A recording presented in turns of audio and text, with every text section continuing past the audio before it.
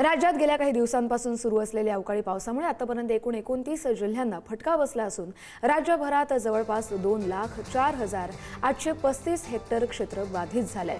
कृषी विभागाने ही माहिती दिली आहे। नाशिक, धुळे, अहिल्यानगर आणि जळगाव जिल्ह्यांना याचा सर्वाधिक फटका बसला असून या अवकाळी पावसामुळे 14 मार्च ते 2 एप्रिल या कालावधीमध्ये नुकसान झालंय। यात केळी, गहू, मका, हरभरा, आंबा, ज्वारी, टरबूज, भाजीपाला, कलिंगड, डाळिंब, कांदा, संत्र आणि द्राक्ष या सगळ्या पिकांचं अतोनात नुकसान झालंय। त्यामुळे अर्थातच शेतकरी प्रचंड हवालदिल आहे।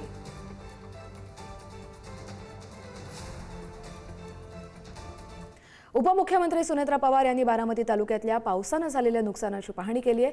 पणदरे परिसरात झालेल्या गारपिटीमुळे केळी आणि इतर पिकांचं नुकसान झालं होतं आणि त्याचीच सुनेत्रा पवार यांनी पाहणी करत आढावा घेतलाय। शासनाकडून शेतकऱ्यांना जास्तीत जास्त आणि त्वरित मदत मिळवून देण्यासाठी आम्ही सर्वतोपरी प्रयत्न करू। या संकट काळात सरकार शेतकऱ्यांच्या पाठीशी खंबीरपणे उभं असल्याचं यावेळी सुनेत्रा पवार यांनी शेतकऱ्यांना आश्वस्त केलं। परिसरामध्ये गारपीट झाल्यानंतर मी पहिल्यांदाच इथे आले आणि माझं कर्तव्य आहे की माझ्या शेतकऱ्यांच्या बांधावर जाऊन त्यांना दिलासा देणं। शेतकऱ्यांचं भरपूर नुकसान झालेलं आहे, तुम्ही सगळ्यांनी बघितलेलंच आहे।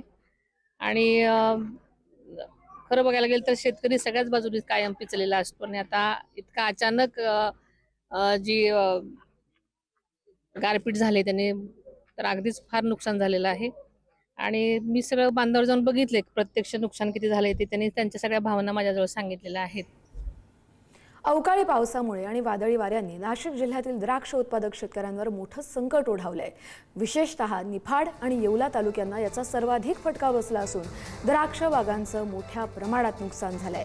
काढणीसाठी तयार असलेल्या द्राक्ष मण्यांना क्रॅक गेल्यामुळे तडा गेल्यामुळे व्यापाऱ्यांनी आधी केलेले सौदे रद्द करत खरेदीकडे पाठ फिरवली आहे। त्यामुळे द्राक्ष उत्पादकांना आर्थिक फटका बसला असून लाखो रुपयांचं नुकसान सहन करावं लागतंय। शासनाकडून तातडीनं मदत मिळावी अशी मागणी या शेतकऱ्यांकडून केली जाते।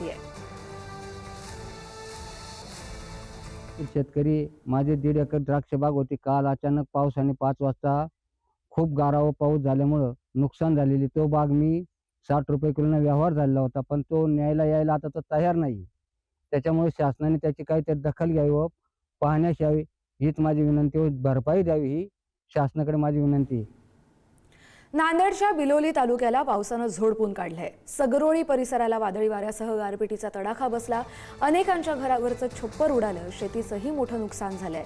अवकाळीमुळे फळबागांचं मोठ्या प्रमाणात नुकसान झालं असून नांदेडच्या बिलोली तालुक्यातील सगरोळी परिसराला रात्री वादळी वाऱ्यासह अवकाळी पावसानं झोडपून काढल्यानं शेतकऱ्यांचंही प्रचंड नुकसान झालंय।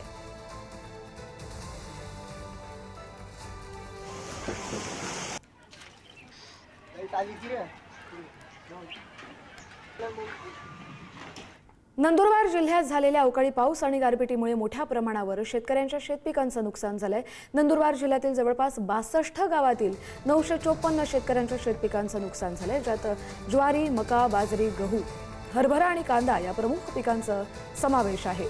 नंदुरबार तालुक्यासह जिल्ह्यात एकूण 832 हेक्टरवरील शेतपिकांचं नुकसान झाल्याची माहिती कृषी विभागाने दिली आहे। ज्या शेतकऱ्यांचं नुकसान झालंय त्यांचे पंचनामे करून लवकरात लवकर मदत दिली जाईल असं देखील कृषी विभागाकडून आश्वस्त करण्यात आले आहे।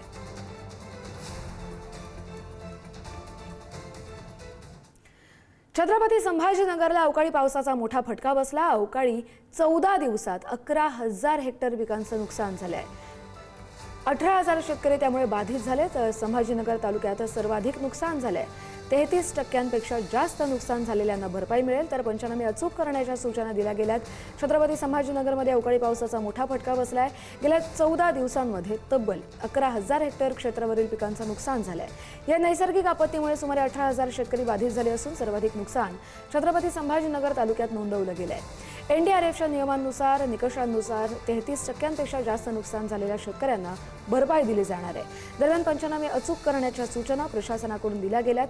शेतकऱ्यांना लवकरात लवकर मदत मिळावी अशी अपेक्षाही व्यक्त होतीये।